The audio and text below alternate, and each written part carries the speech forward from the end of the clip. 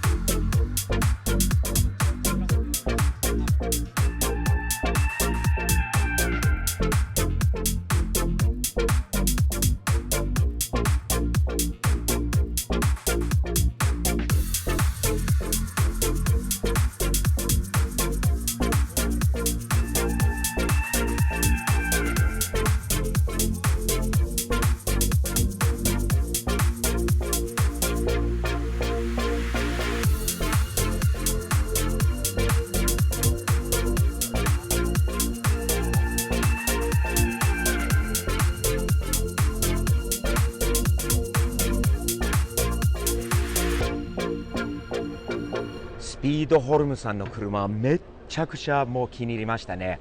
オートサロンの時からもう結構いろんな人に言われたんですよね。これスティーブの箱スカが出てるんじゃないかと、赤と黒の箱スカがあるんでスティーブの車アメリカから持ってきたんじゃないかとよく言われたんですが、すごい気になってどの車だったのかって、ここにある私の箱スカ以上に何百倍かっこいい箱スカがあります。めちゃくちゃかっこいいんです。いつか自分の箱スカもこういう感じにしたいなと思うんですよね。まず気に入ったのはこのオーバーフェンダーですね。このセミワークスのオーバーフェンダーなんだけど、もう箱スカ用にちょっとエロっぽくてなんかできてるような感じなので、ビスをまた普通のビスじゃなくてかっこいい、なんていうんですかね、これで止めてるのはかっこいいです。あとこのスタンス、タイヤ、ホイールのバランスがものすごくいいんですね。後ろもめちゃくちゃいいんじゃないですか、このスタンスが。ほらフェンダーがもうボディにぴったり合ってるような感じなんで、最高にかっこいい箱スカですね、この車。ただこの会社はね、作っているこういうね箱スカ用だけじゃなくて、この隣にあるこの Z も見てみましょう。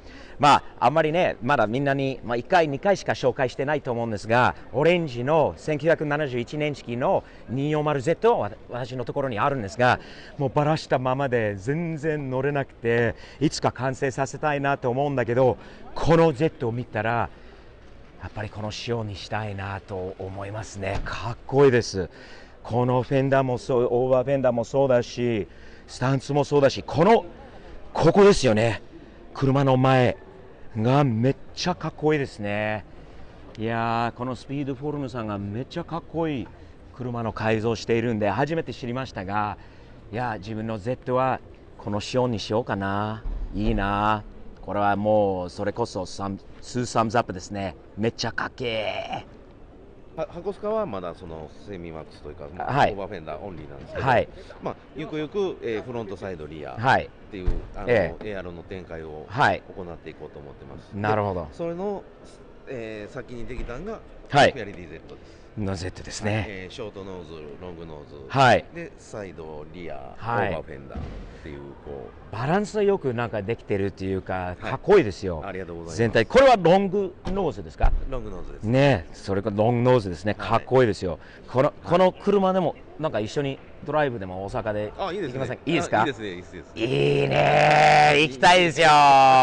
ではまたじゃあ次回大阪でお会いしましょう。ありがとうございます。皆さんスピードフォルムぜひチェックしてね。よろしくお願いします。かっこいい。いやー、このイベントでノスタルジック 2days は車だけじゃないですね。バイクもたくさんありますね。古いバイクがこの旧車すごいですよ。バイクにあまり詳しくないんだけど、なんかね昔のバイクが多いなと思って、かっこいいバイクが多くてちょっと覗いてみましょう。